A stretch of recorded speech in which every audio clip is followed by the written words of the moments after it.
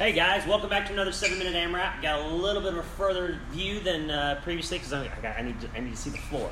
So we haven't really had an issue here of late, but just some discussions that I had and some pro tips that I was giving out to one of the members. I got a recommendation of, hey, probably ought to do a video on some safety tips and that sort of thing. So I thought we would do that real quick. So I got 7 minutes on the clock. We'll get things started here. 3, 2, 1.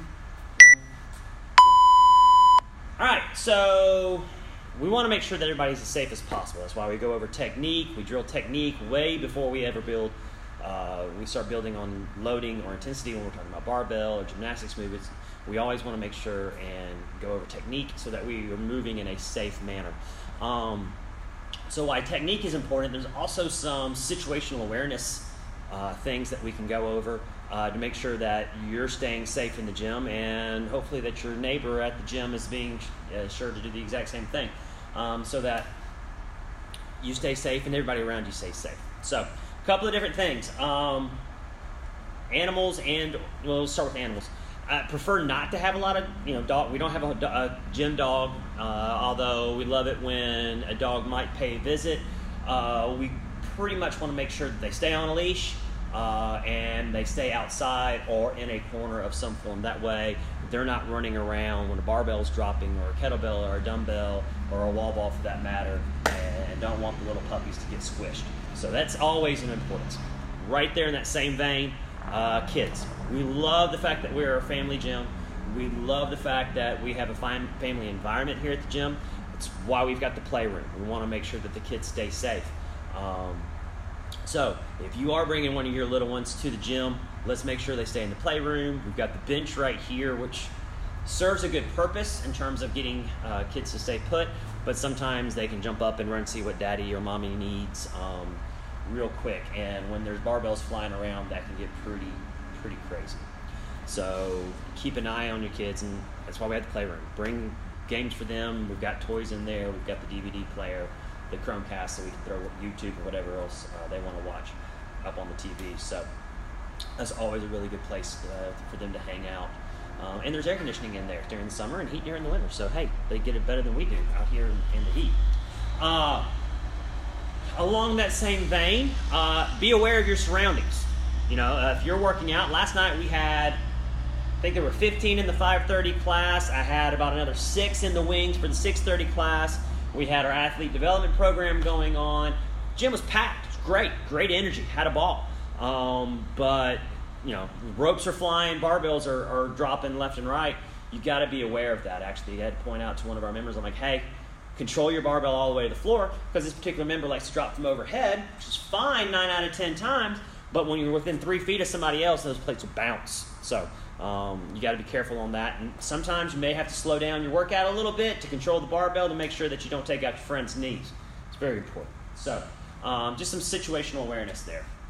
Okay, so one of my, I'm sure Will and Jean would say OCD behaviors. My wife would probably say my anal retentiveness, the J hooks or the dip station.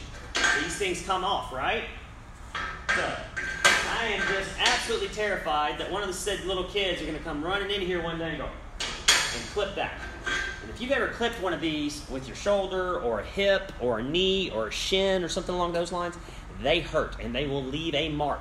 So we have a red bucket that stays just under the bench over here to my left. These suckers come out, so when you get done with your squats or your presses or whatever it is, you take these out, throw it in the red bucket, everything's good to go. When you're ready to put some on, go get them out of the red bucket. That's what they're there for. It stays right there, stays within arm's reach, you're good to go. So the matador or the dip station that we typically have on the far end of the rig over there, always be sure and pull that one down. If you need a good story, ask Jackie about that. She was at another gym. Somebody had left the matador stationed up. She jumped up from doing some sit-ups on the floor, getting ready to run out the door, smacked her head on the matador. So maybe that's the instigation of where all this is coming from. I don't know. I'm just saying, let's be safe and not find out which one hurts more, the matador or the J-hooks, right? Okay. So the next piece, these things, and I am culprit number one, because I usually work out by myself, And so I'm not worried about the barbell bouncing off and hitting somebody. All I got to worry about is little old me. But these things are important. They keep the weights where they're supposed to be most of the time. Sometimes you have to put 2 of them on there. Maybe you have to restack. And I say I'm just adjusting my weights when I just need to take a breather in the middle of a workout. I don't know about you. That's just me. But keeping them on will keep the barbells from the plates from flying off. The only caveat might be when you're bench pressing, so that if you get, you have to do the roll of shame, where you roll it down, or you can do the tilt, to where you can just roll the weights off of the barbell. Maybe that's the only time that I'm like, okay, don't put clips on the bar. But 9 out of 10 times, put some clips on the bar. Takes 2 whopping seconds to do that, and the plates stay where they're supposed to be. The weights stay where they're supposed to be, and they don't fall off. Before I get too far from J-hooks, when you are using J-hooks,